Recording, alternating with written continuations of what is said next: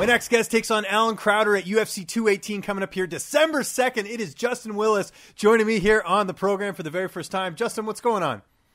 Nothing, man. Chilling, man. How you doing, brother? I'm doing well and appreciate you joining me here on a Saturday morning. And right off the bat, it's the first time I've had you on the show, so I got to know, how does a nice guy like yourself get involved in combat sports? I've been doing this since I've been a little boy, so this is a natural evolution. Yeah, and as far as, was there any sort of influences? Was it, were you like a fan of like Jean-Claude Van Damme or Bruce Lee movies? Like what got you into the sport initially? Bruce Lee, baby. Yeah, for sure. And were you watching the UFC as well, or did that sort of come after? That didn't come until a lot after. After I played football, did wrestling and whatnot, and I saw UFC 1. Somebody gave me the DVD, and I watched it, and I was a fan ever since. Very cool. Okay. So how did you find that transition from wrestling? Because, I mean, from what we know, wrestling's like the best base ever to go into mixed martial arts. Was it a pretty seamless transition for you? Yeah, I wrestled, then I played football in college because that's what I got a scholarship in. But no, I'm just a natural athlete, a natural fighter. So I go out there and just I love to do this, man. It's that simple. I just love to do this. Yeah, absolutely. How did you end up training at American Kickboxing Academy? One of my coaches from high school, Coach Machado, was friends with Coach Javier Mendez. And after I decided to stop playing football, I gave my coach a call, and I said, hey, I need somewhere to train. And he said, hold on a minute. I'll make a phone call. He called Javier Mendez, and I was there the next day. Nice. Okay, that's cool. And obviously, train with some of the best guys in the world over there, like, Cain Velasquez, Daniel Cormier. I mean, you really can't be in a better spot, especially for, being a heavyweight like yourself. But let's talk about your UFC debut, man. You went out there, UFC Fight Night 113, you get the win over James Mulheron. How happy were you with the performance in that fight, especially in your first fight for the UFC? The UFC is real. You really have to go out there, the bright lights. It's a real thing. I was happy because it was a flawless victory. I didn't get touched. I showed off a lot of my abilities, the speed, the power, the quickness, the intelligence, my fighting IQ. I showed all those things off, so I'm happy. And this next guy, I'm going to bury him. Good. Awesome. I look forward to it. Did you hear that your opponent, actually, your last opponent, just got flagged by USADA? Did you hear about this? Yeah, I mean, I'm not surprised all these guys are doing this shit, man. Really? So did you know when you were fighting him, did you feel that something was a little off? You talking about Mulheron? Mulheron, yeah, he got busted. He got busted? Yeah. Oh, shit. He came to AKA. He was trained at AK, and that's crazy. Wow. Yeah, he's supposed to fight on that China card next week, and we just found out today that he got flagged, so he's off that card now. Wow. Yeah, breaking news. Fudge. That's crazy. Yeah, that's. Yeah, all these motherfuckers cheaters. But I tell you how good I am, baby. Okay, fair enough. Let's talk about this fight here against Alan Crowder. He's making his debut. We talked about the jitters. Do you feel like for him, he's going to feel that in this fight? I mean, he did fight on the Contender Series, but the UFC is a whole different ballgame. I don't depend on none of that stuff. What I'm going to do is I'm going to take him out. I'm going to swim out with him in the middle of the ocean. I'm going to let go of his hand and watch his ass drown. That's what I'm going to do. Are you someone that watches tapes on your opponent, or you just sort of focus on yourself? I focus on myself, man. The man who knows the most about his opponent knows the least about himself.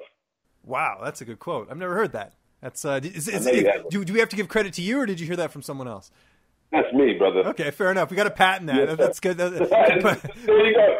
Hey, people are realizing that people are realizing who I am and how I am in this sport, and I'm gonna take this sport over. Mark my words.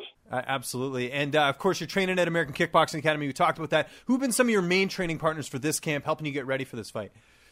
Actually, Mulheron, he came here because, like I said, I don't watch film. I like to fix holes. So, because if I'm the guy to beat. So I brought the guy who I just beat in so I can fix the holes that, so this next guy, he don't understand what he's about to face. So now I understand this guy, Mulheron, that was the only guy, and I sparred DC a few times also. But those are pretty much only the two guys. Are you someone that has to watch your diet at all, even though you're a heavyweight fighter, or do you just sort of eat what you want?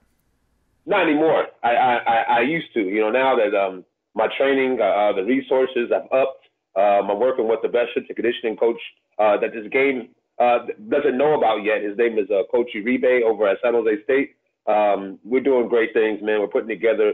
I'm literally the evolution of this game at the heavyweight division, or should I say the pretty weight division, baby.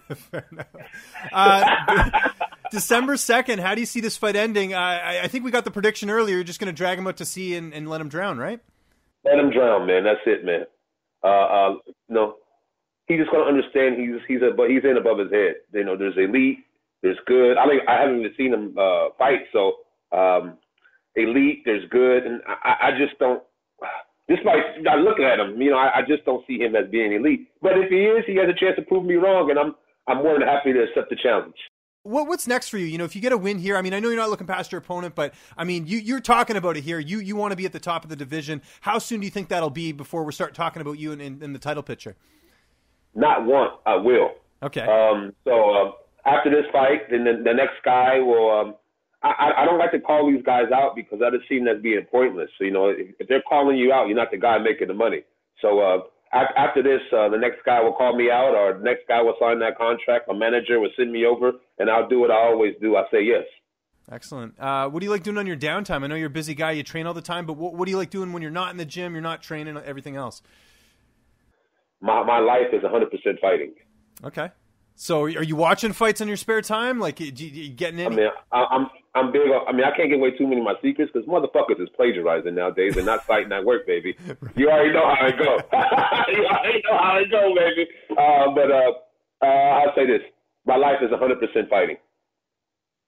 Oh, let me ask you this then: when you're on the airplane, when you're heading to Detroit, what would I find you doing on the plane? Are you trying to sleep? Or are you listening to some podcasts? What do you like doing on the plane? I'm dancing to my favorite song. Okay, which would be what? What are you listening to these days? What's on the playlist right now? Oh shit, man! You trying to get all my secrets, man? Now, I'll keep it. I believe I can fly.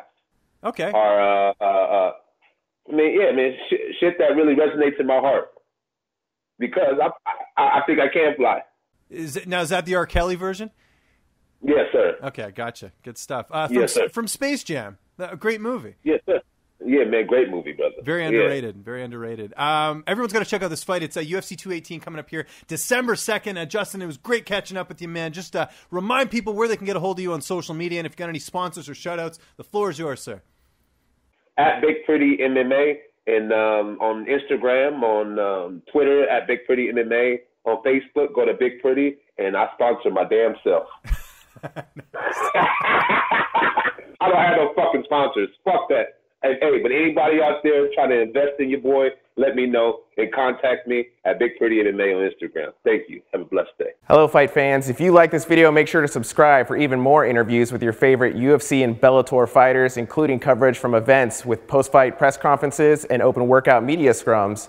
And if you like this video, check out this other video to my right.